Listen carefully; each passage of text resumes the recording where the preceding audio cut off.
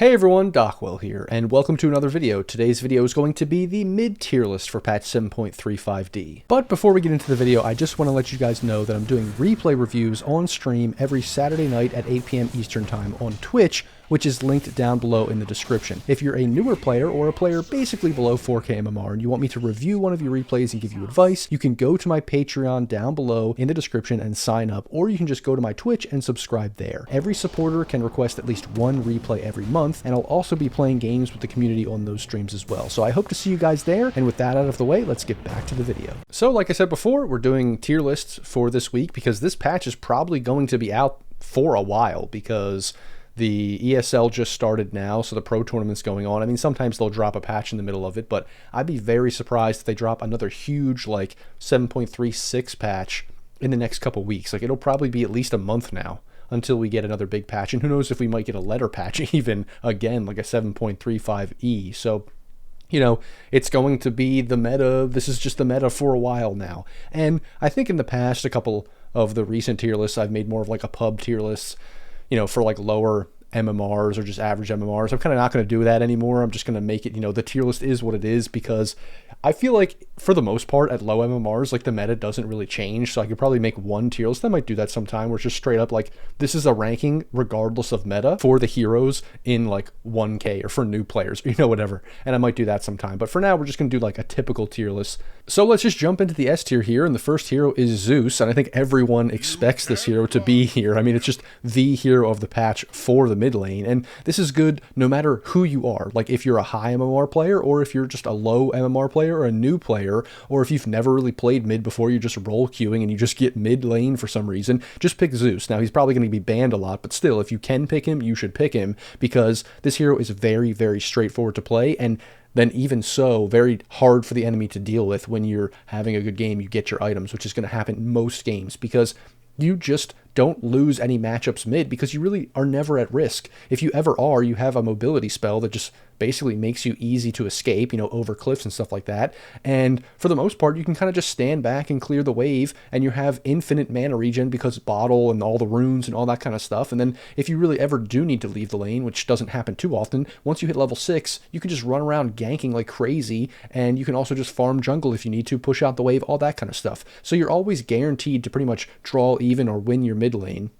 And then scaling into the mid game, you're just constantly going to be doing insane amounts of damage. Now, what I will say is that, you know, people are sort of going, or have been going, and you might see some guides and builds that go for like the shard and the manta, and I would say just don't do that. I think that's just like a bait, that's a trap. Yes, that is good in some ways. Like if you really, really need to split push because your entire team just is terrible and you lost the lane so hard, and the only thing you can do is just like stall the game out, maybe going for the manta and the shard is good. But for the most part, I don't think you really need to do that, because you just deal so much damage if you just go for your typical items, your typical magic damage dealing items, like going for a couple smaller items into the Ags, and then like even Refresher or Octarine and that kind of stuff. So that's how I would play the hero for the most part. I would just not go the more memey kind of like shard build, although it is viable sometimes. But otherwise, I mean, Zeus just does what Zeus does. There's really nothing else to say. It's just really, really strong, does insane damage, and I've just seen this hero own games and just win the game straight up in the beginning. And he just gives you that insane advantage, so your other cores can just farm if they need to or whatever, and you can honestly just play with the supports or just play with the off lane maybe and just gank and just kill and snowball the game in an insane amount with this hero. Then we move on to the next hero, which is Leshrac, and Leshrac is basically the harder version of Zeus in a lot of ways. This hero, it seems like, was really, really good like 6 months ago, you know, whenever it was like all about the Bloodstone and all that kind of stuff. It was when Gaming Gladiators were playing it a ton, Quinn was playing it all the time, then it got nerfed a bunch, and then it kind of disappeared for a while, and now it's come back, it's kind of back in the meta. It's just a more difficult hero to play than some of these other heroes, because you have to put yourself at risk. There's just more skill involved in the lane. Like you have to like fake out your stun, and you have to just make sure that you're casting your spells correctly. You also are very mana dependent, like Zeus is as well, but this hero is more mana dependent in the sense of you can like drain your mana very quickly and inefficiently. So you need to be careful with that. The obvious advantage of this hero is that you do push towers very well, which Zeus doesn't do, but Honestly, Zeus doesn't even care about that because he can just kill everybody in the whole game all the time. But this hero can definitely do that too. It's just riskier, higher skill. So I just think it's not getting picked as much in lower MMRs and those kinds of things. And it is one of those heroes that you have to spend a lot of time to learn the nuances of and get good at, like putting yourself in risky positions where you're not going to die, but you get just as much damage as you can out without feeding and that kind of stuff. So it is risk reward compared to some other heroes. So just keep that in mind. But it is very, very good right now. And there's nothing really special to say about the hero in the same way that there's nothing really special to say about Zeus. It's just overall good. All the spells are pretty good. A lot of the other mid heroes have been nerfed a lot over the past few months, and this hero just, it got nerfed a little bit when it kind of fell off, but not a ton. And so now it's just back because people realized, oh wait, this hero didn't, die as much as we thought it did, and everything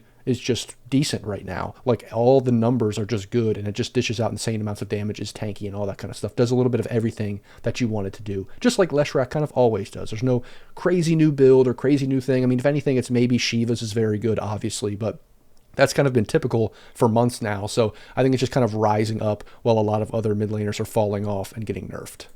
And then moving on to A tier, we have Pangolier. And actually in the most recent patch, they kind of nerfed this hero, at least it was supposed to be a nerf, where they made the swashbuckle procs go from 4 to 3, like the amount of hits that it did, which was supposed to, I think, nerf it because if you have 3 instead of 4, then you're not going to proc Basher as much, you're not going to proc Maelstrom as much, that kind of stuff. But they actually increased the damage by, I think, as much as 40 on max level, which actually made the hero better in some ways. But I think for the most part, this hero's kit is just too good. Like, what the hero does in general is just really good for all different situations of the game. Like, the lane is just very reliable. Now you'd actually do more damage on the skill you're going to max out anyway, at your max level. And then because of that, it allows other items to still be pretty good based on like the more, if you're doing more damage on that thing that is scaling with right clicks in a way, or like with items in a way, that actually makes certain items better than other items. Yes, the proc items aren't as good, but some other items are better. So it sort of makes the hero viable in that way. But also when you change things like that, people just realize that this hero's kit is so good that it just is always going to be picked. Like, it's one of those heroes that just is never going to be bad, I think, because of the dynamic nature of the hero. Like, it has a little bit of everything involved, and it does a little bit of everything in every game you want it to do. And it's so good at laning, like, it's just hard to really nerf the hero to a point where it's going to be never picked unless you absolutely dumpster all of the different parts of the hero, like the numbers overall, the damage, all that kind of stuff. And I think that's what it maybe is eventually going to happen, because this hero feels like it's been around, it's been in the meta, it's been picked constantly for who knows how long. Like, I swear it's been like 2, 3, 4 years that this hero is just on top of the meta. It might go away for a couple months, but it instantly comes back. So, I mean, the hero's kind of interesting and fun to watch and stuff like that, but it can get annoying at times, but it just feels like it's always in the meta. Then we have Keeper of the Light, which is kind of like a discount S tier hero here. We have, these magic damage dealers that are very secure in their lane. And honestly, I think Keeper of the Light, the one reason why this hero's better or good right now is because it is a good matchup against Zeus, because it just takes advantage of what Zeus wants to do, because it just pushes out the wave and it just does exactly the same thing, but it kind of snowballs and does things super, super fast as well. And it kind of takes advantage of that in the same way, doing the same thing Zeus does, but almost like better in a lot of ways.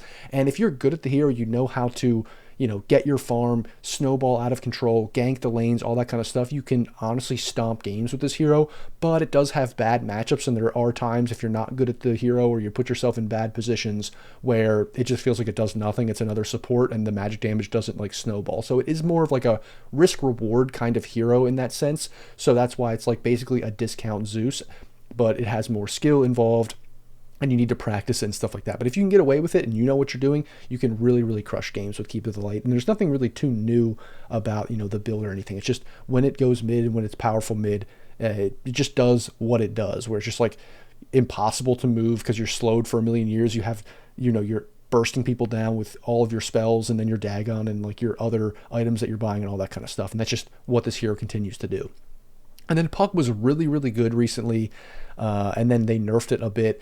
They basically nerfed the right-click version, which you would basically put your coil down and just go, like, phase shift, and they would just all die. Like, everyone would melt. Like, if you had, like, a Deso or whatever, or even any other items, you would just kill people insane amounts without even being able to, like, you're just completely invulnerable, and you're just killing everybody. It's kind of insane. So they nerfed that aspect of the hero because they nerfed Parasma as well, which were that was the item for a lot of these heroes that were like kind of magic damage dealers that also wanted to right click, like a Puck or like any other, magic damage dealing, like a Storm Spirit, these kinds of things. So because that was nerfed and because Puck was nerfed in general, he kind of went down a peg, but he's still fairly good. I mean, he's picked a lot still. I think he's still, if you want this kind of mobility spirit-like hero, even though obviously he's not a spirit, he's basically a spirit hero. If you want one like that, I think Puck is still the one to pick because a lot of these other heroes aren't that, and the spirit heroes are just generally worse right now. And so Puck's pretty much the best one of those. And then Kunkka is just kind of sitting on the surface there a little bit, where he was like S tier off laner and mid laner probably for, maybe 4 months or so, 5 months or so, with the heart build, and then even with Shivas and stuff, but with like, it was like blade mail and heart and all that kind of stuff that you would pick, and especially with the Ags, and then they nerfed a bunch of those kinds of things, and he kind of went down to maybe B tier, maybe even low as C tier, but he was still generally decent, just not as broken as he once was. And then with everything else kind of being nerfed, he's sort of risen back to the top because his Ags is still insane. He can still do all those same things. It's just the numbers aren't as broken as they once were, but he's still very reliable, very good in all the ways that he's been for a while now. And then one of the weird ones, which are transitioning into more like right clickers, kind of just like carry from the mid lane, we have Sniper, which is just kind of annoying that this hero is getting picked a lot, but hey, it's getting picked in pros, it's getting picked in high level pubs, and it is decent, although I swear, a lot of the times you see it in your pubs and the players just don't know what they're doing and they think they can just pick Sniper and win games, and that just doesn't happen. So just be aware that this hero isn't like as straightforward as you might think, because people oftentimes are going for like Conda and Ags and stuff.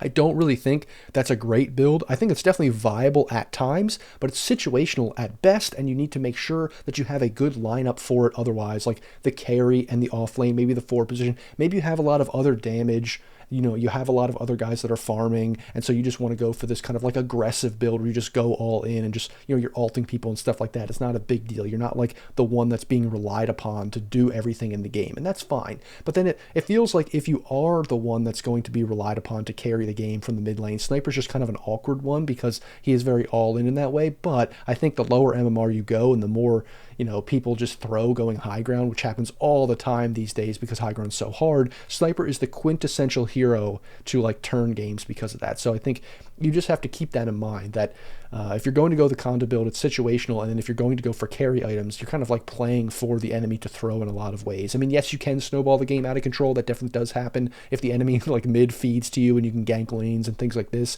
This does occur, but it also can get a little bit awkward if you're like rushing disperser and stuff, which I've seen as well, which is good. Don't get me wrong, but it is a little bit awkward. So there's just different builds to go on the hero, like the typical carry, the disperser, or the Conda build, and you really need to make sure you're picking the right one for the right game, otherwise it can feel like a grief.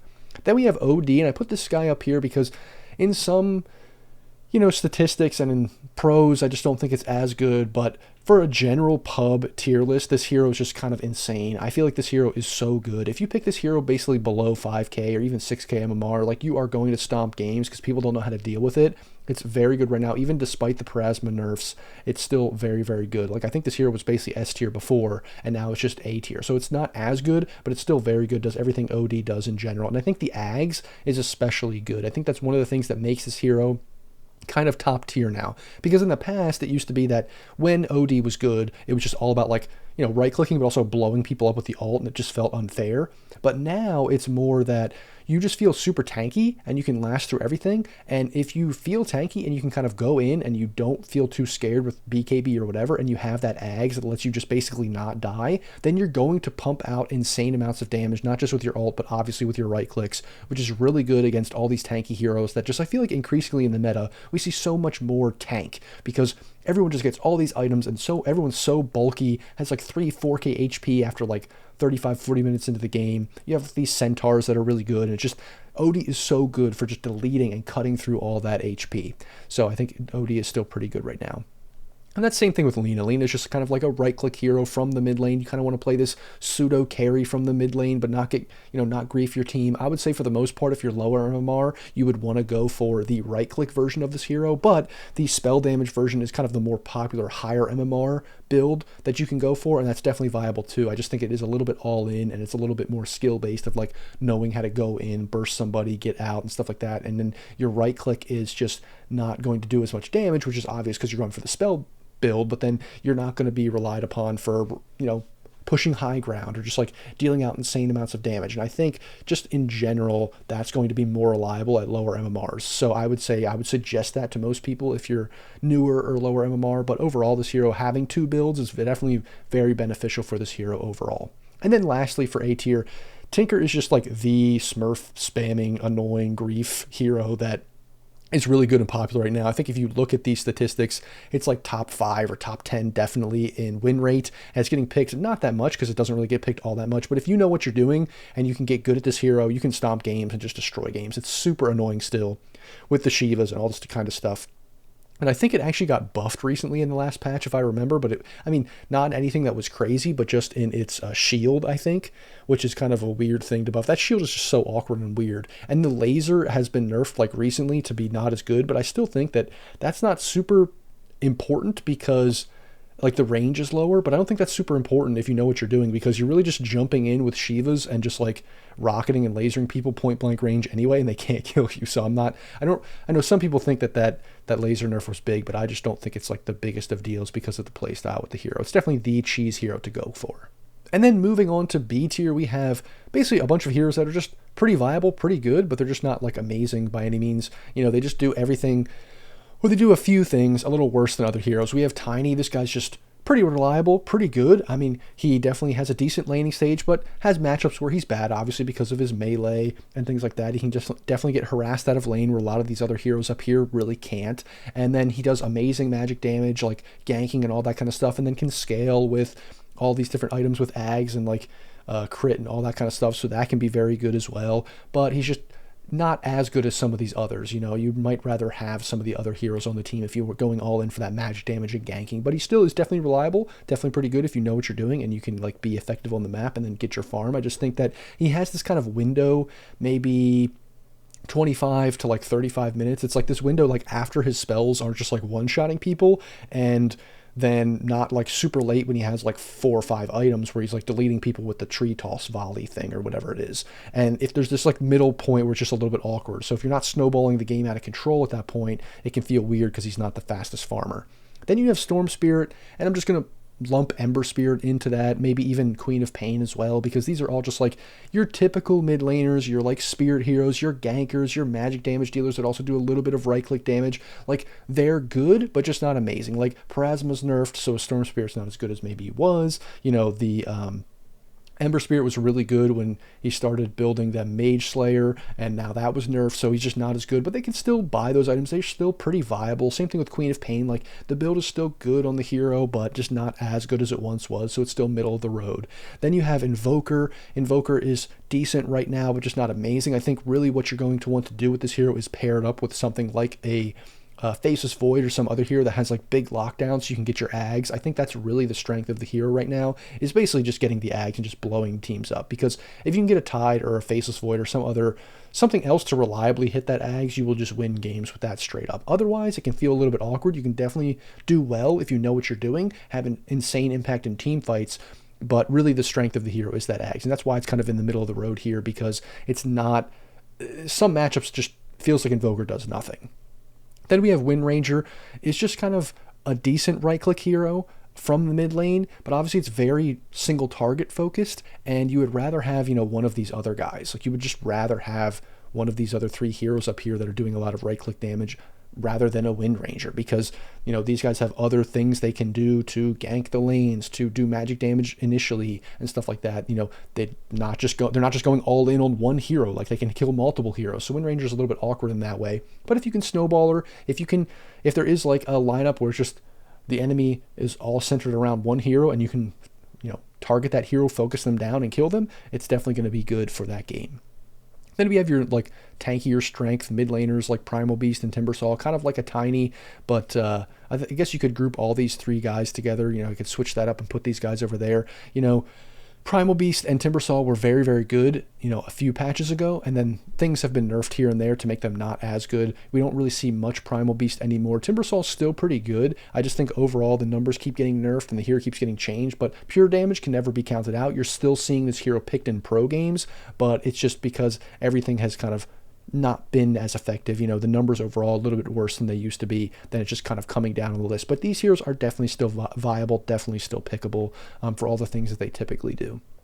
And then last we have the cheese heroes. We have Huskar, you know, pretty good Huskar game. You can absolutely stomp, you can finish early, but then even so, you know, finishing early can be hard sometimes. Sometimes matchups, this hero just does nothing. Like if you're not stomping mid, if you're not taking the tower, taking Roche, like getting an early Ags and just like deleting people. If you're not doing that, it can feel really awkward. Sometimes you can just get deleted off the map and you just feel like this game sucks. So it's really, really matchup dependent, but you can still cheese games and win.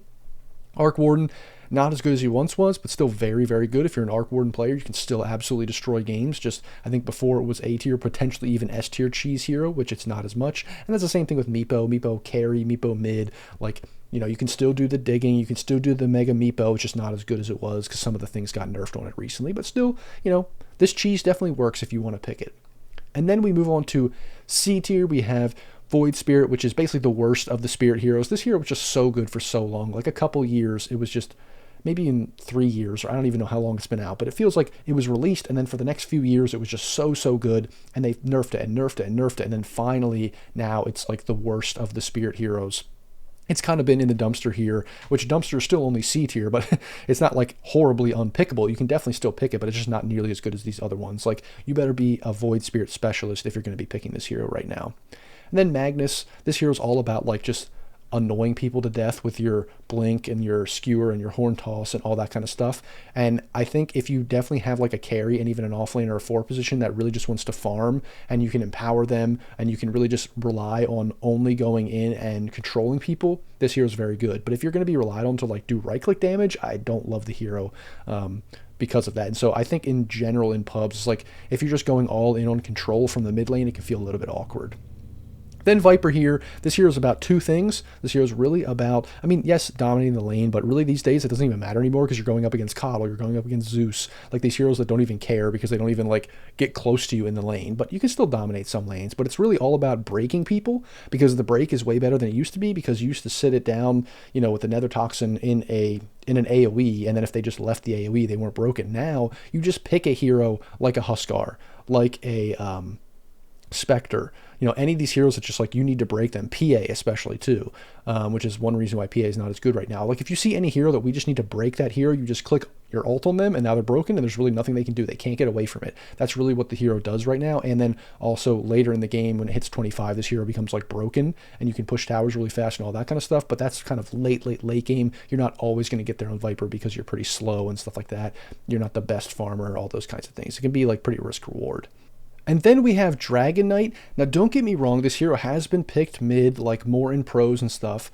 And I think they're just designing, you know, their drafts around certain things, and they want Dragon Knight, and, you know, they have bans and all that kind of stuff, and he's the hero that fits. So he is pretty good. Like, you might argue that he's B tier, but just with his mid win rate and stuff like that, he's just not as good of a mid as he is as an off lane. And a lot of his builds and like what he wants to do has been nerfed recently. So that's why I'm putting him here in C tier. I still think he's viable. You can definitely pick him. He's just going to be more of an off laner than a mid. And then we have Winter Wyvern, which is actually very similar to Dragon Knight. They can play mid, and people are playing the mid, but their win rate's not nearly as good mid as it is off lane, and they're just more popular as an off lane right now because of the way the hero works.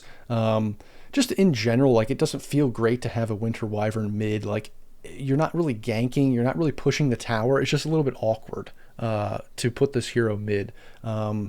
Just in general, you're kind of like doing the off lane thing now these days, which is farming, like surviving the lane, winning the lane, and then like farming a lot after you take the tower because it's the easiest tower to take, like probably paired up with your mid laner. And then your mid laner really is all about like ganking and fighting and stuff like that, and you're just kind of like tanky or annoying or like just fill the gaps. Like, this hero is like an anti-tank hero. This hero is a tanky initiator, like pushing hero, annoying as crap to deal with once it gets Manta and Ag and stuff like that. And same thing with Winter Wyvern, it's super annoying to deal with when you ult people and all that kind of stuff. So it's just like adding that extra bit, but it doesn't do a lot in the game in general if you're like going mid as much. That's why it's not as popular. And then TA just feels like an awkward hero right now. It doesn't fit in the meta because this hero is all about like farming faster than everybody, getting these timings and then winning, and that's not happening because it's so hard to push high ground. People are going to out farm you eventually. You're going to fall off, and that just feels bad. But you can still dominate mid lanes.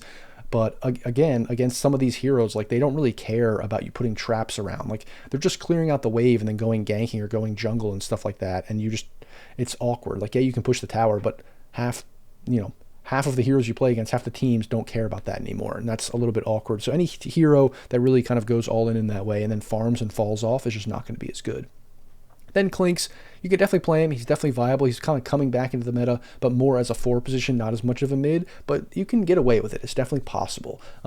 People are realizing, I think I said with the carry tier list that Orchid's very good on the hero. They're kind of just rushing for that, whether, whatever position he plays, and he's kind of coming back. He's on the upswing, but I think it might take another buff or two before he really becomes super viable, but it's definitely winnable, especially in pubs.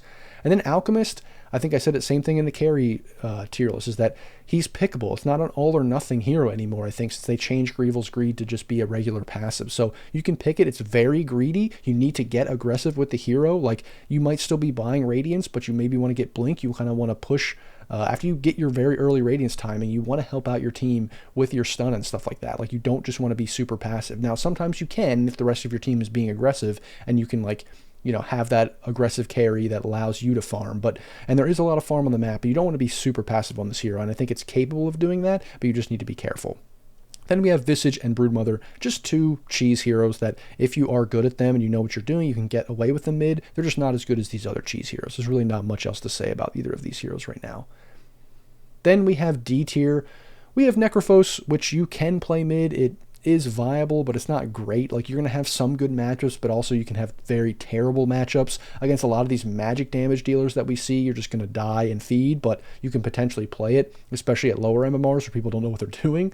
Then we have Razor, who is probably just not as good of a mid as it is a carry or an offlaner, because it doesn't push the lane as hard, it doesn't really farm very much, it doesn't gank very much. I mean, you can get away with it, but it's not great, and you're not going to static link people for too long, so it's just a little bit awkward mid.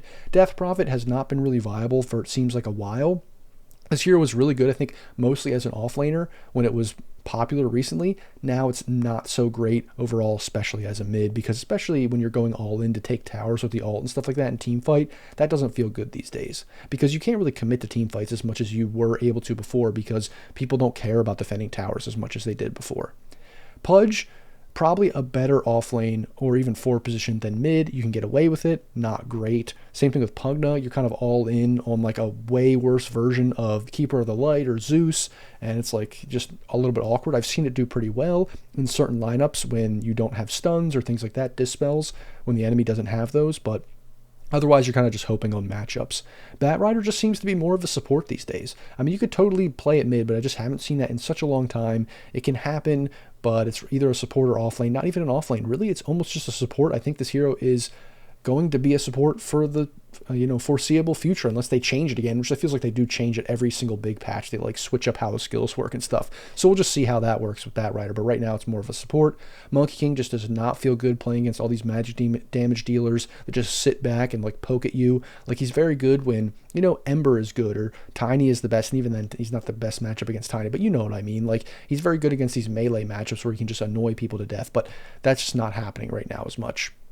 Then Shadow Fiend, viable, but you never see this hero. It's pretty bad. And then Dazzle's just fallen off a lot. I put it here in D tier instead of F tier. I think it was in F tier last time because people are still finding a little bit of success with it in some games, but not nearly as much as it was. It's not broken like it was before. If anything, it's barely pickable, although it's not F tier, like unpickable like it was. Then finally, we have F tier. Lone Druid is in the dumpster right now. Do not pick this hero. This hero, Earthshaker, has not been popular for a long time. In mid, it's not really a core anymore. Earth Spirit, not a core anymore really either. Snapfire's been long gone as a core. Maybe it'll come back, but honestly, I could delete it off this list. I could delete Nyx Assassin off this list. In fact, I probably will, because it's not a core anymore, or at least not a mid at all. Tusk, actually, maybe you could maybe pick this hero, but really it hasn't been picked mid for a long time. Gyro has come back as a carry, but really as a carry from the mid, it doesn't feel good. Like, you're just gonna pick an Alchemist. You're gonna pick some other hero that can carry from the mid, not this Gyrocopter. That just feels awkward. Like, you really have no option unless you're going for the magic damage build, which just feels awkward because like that's just a support build, and you want to be farming right clicks if like with right clicks and with clearing stacks and stuff if you're from the mid and you have no option to really help your team out in the ganking area and like making space, which is a lot of what these heroes are doing right now. And then Skywrath is like the worst version of like any of these magic damage dealers, and so that's the big problem. It's like so squishy, does one thing, like doesn't have an escape like Zeus, doesn't have, you know, global presence like Zeus, doesn't have any of these things, doesn't push towers like a Leshrac, doesn't do anything that you want it to do. It's just all in, I kill one hero with magic damage, and that's not very good right now. If anything, it's a support. And that is my mid-tier list for patch 7.35D. As always, guys, if you liked the video, don't forget to like, comment, and subscribe. Thanks for watching, and I'll see you in the next video.